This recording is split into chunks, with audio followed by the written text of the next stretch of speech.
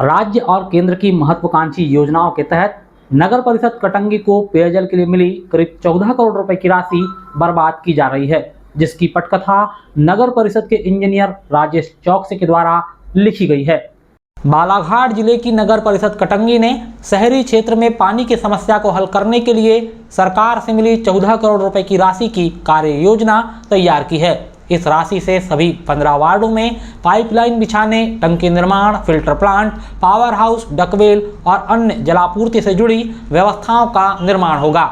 लेकिन सबसे बड़ा सवाल यह है कि जब पानी का स्रोत ही स्पष्ट नहीं है तो इतनी बड़ी धनराशि खर्च करने का क्या औचित्य रह जाएगा।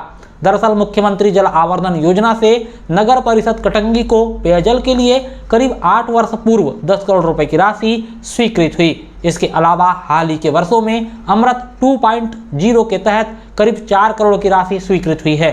इन दोनों ही राशि को मिलाकर 14 करोड़ रुपए की राशि से नगर परिषद के इंजीनियर राजेश चौकसे ने कार्य योजना तैयार की है। इंजीनियर का दावा है कि मुंदीवाड़ा के पास चंदन नदी के पानी का सोर्स मिला है, वहां डकवेल बनाकर पूरे शहर को पानी की सप्लाई की जा सकती है। लेकिन जब इंजीनियर से उस सोर्स के स्थान के बारे में पूछा जाता है तो वह कुछ नहीं बता पाते। इतने गंभीर विषय पर नगर परिषद के सभी 15 वार्ड के पार्षद भी मौन साधे बैठे हैं। दोनों ही दलों के पार्षद विधायक गौरव सिंह पारधी के हाथों की कठपुतली बन चुके हैं। विधायक पार्षदों को अपने इशारों पर नचा रहे हैं। इसी कारण इंजीनियर की खूब मौज है। खैर, बिना ठोस जल स्रोत की पहचान किए नगर की पेयजल योजना अधूरी रह जाएगी। वरिष्ठ अधिकारियों को इस दिशा में शीघ्र ही ध्यान देने की जरूरत है और खास तौर पर नगर की जनता को अपने अपने वार्ड के पार्षद से पूछना चाहिए कि आखिर वह चुप क्यों बैठे हैं। ये नगर परिषद कटंगी का कार्यालय है और यहाँ पर सब इंजीनियर राजेश चौकसे बैठे हैं। ये कुर्सी कुछ देर पहले तक भरी थी। जब हम उनसे चर्चा करने के लिए आए और कैमरे पर उनका स्टेटमेंट लेने की कोशिश की तो वह कुर्सी छोड़कर भाग गए। दरअसल हम राजेश चौकसे से यह जानने के लिए आए थे कि कटंगी शहर में मुख्यमंत्री जल आवर्धन योजना और अमृत 2.0 योजना के तहत पेयजल पर 14 करोड़ रुपए की राशि खर्च हो रही है, जिसके लिए कार्य योजना तैयार हो चुकी है। लेकिन पानी आएगा कहां से? इस सवाल का उपयंत्री के पास कोई जवाब नहीं है। उन्होंने मौखिक तौर पर साधारण चर्चा में यह बताया है कि जिस स्थान से पानी लाया जाना है वहां पर 2 मशीनों से जांच की गई है, जिसकी रिपोर्ट अभी आने की है। रिपोर्ट आने के बाद ही वह कुछ बता पाएंगे। लेकिन सवाल अब भी यही बरकरार है कि आखिरकार 14 करोड़ रुपए खर्च होने के बाद पानी आएगा कहां से? नगर परिषद को मुख्यमंत्री जल आवर्धन योजना के लिए करीब 10 करोड़ रुपए की राशि 8 वर्ष पूर्व मिली। परियोजना के निर्माण कार्य का ठेका न्यू इंडिया सन्स दतिया को मिला। इस फर्म ने नगर परिषद से अनुबंध करने के बाद कार्य शुरू किया। मिनी स्टेडियम के पास फिल्टर प्लांट का निर्माण और कुछ वार्डों में पाइपलाइन का विस्तार किया गया। कार्य शुरू होने के बाद लगभग 6 माह बाद अचानक से ठेकेदार ने कार्य करना बंद कर दिया। उस वक्त नंदलेसरा चंदन नदी से पानी लाने की तैयारी की गई, किंतु विभाग के वरिष्ठ अधिकारियों ने अपने सर्वे में यह पाया कि जहां से पानी लाने की तैयारी की गई है वहां पर्याप्त मात्रा में पानी ही नहीं है।